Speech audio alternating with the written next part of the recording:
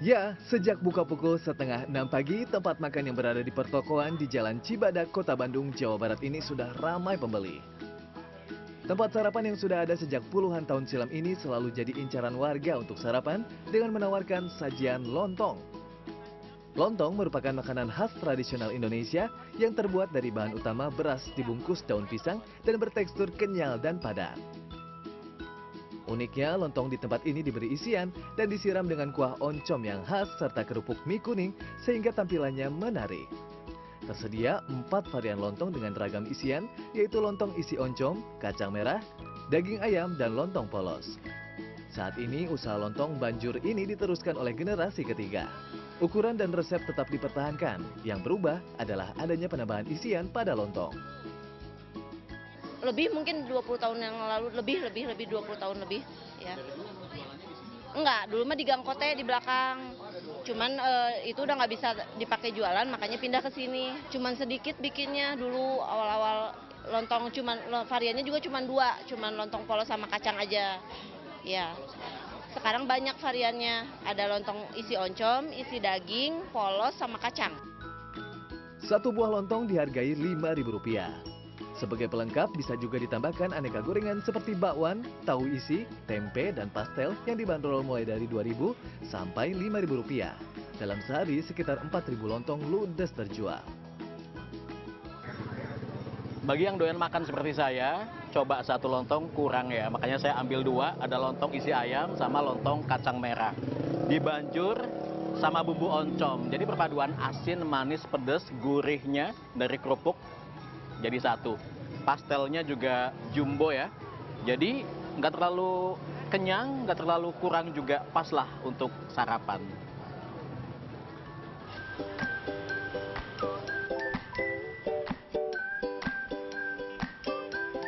Sajian berbahan lontong lainnya yang juga jadi incaran para pencinta kuliner adalah lontong kari. Kuliner ini banyak dijajakan di Bandung terutama saat pagi hari untuk sarapan. Salah satunya berada di Jalan Kebon Jati. Rasa lontong dicampur dengan kari dan daging memanjakan lidah penikmatnya. Kedai lontong yang buka dari pukul 6 pagi hingga 12 siang ini sudah ada sejak 2015. Lontong berbungkus daun pisang yang digunakan memiliki ukuran besar.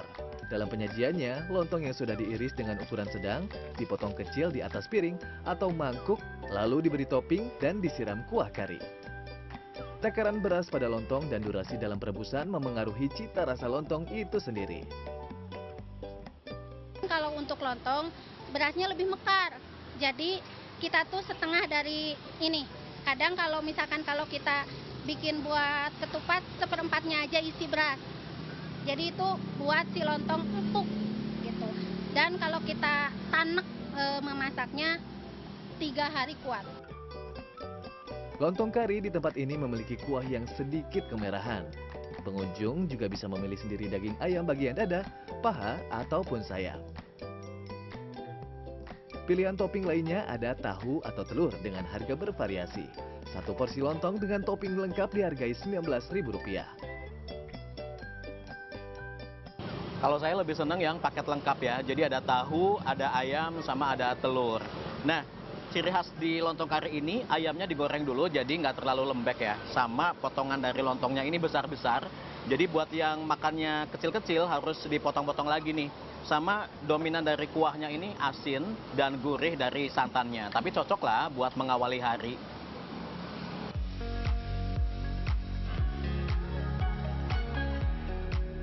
Sajian lontong ini sukses memikat hati berbagai pemburu kuliner dari lintas usia, walau terkadang harus antre. Enak, yang kedua mungkin murah di kantong, yang ketiga ya karena emang udah sering kesini juga, banyak variannya, terus banyak toppingnya juga.